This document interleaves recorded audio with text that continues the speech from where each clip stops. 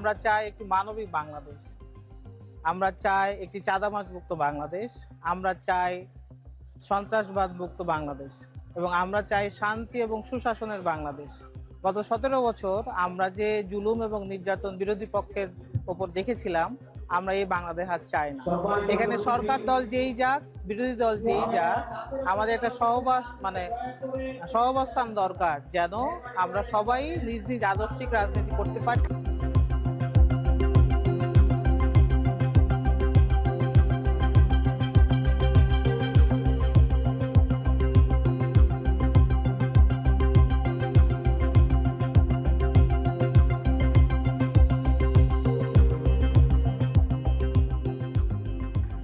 তাহলে একটা মানবিক বাংলাদেশ হবে, যেখানে ফাঁসিবাদ থাকবে না, যেখানে বৈষম্য থাকবে না, যেখানে মানবিক হচ্ছে সব জায়গাতে থাকবে, এমন একটি সরকার গঠন হবে।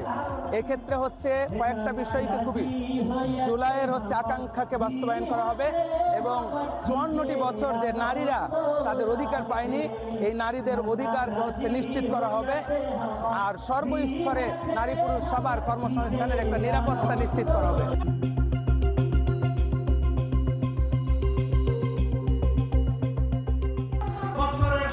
হোক আর অপশাসন হোক, তা দেখেছে। ওইটা দেখতে দেখতে ক্লান্ত হয়ে পড়েছে। এখন বাংলাদেশের জনগণ পরিবর্তন চায়, পুরানা বন্দোবস্তের রাজনীতি আর দেখতে চায় না। জুলাই যুদ্ধের সেদিন রাস্তায় নেমে বলেছিল, উই ওয়ান্ট জাস্টিস। আমরা সর্বক্ষেত্রে ন্যায় বিচার চাই। তার মানে হলো ন্যায় বিচার নাই, সেই ন্যায় বিচার আমরা প্রতিষ্ঠা করতে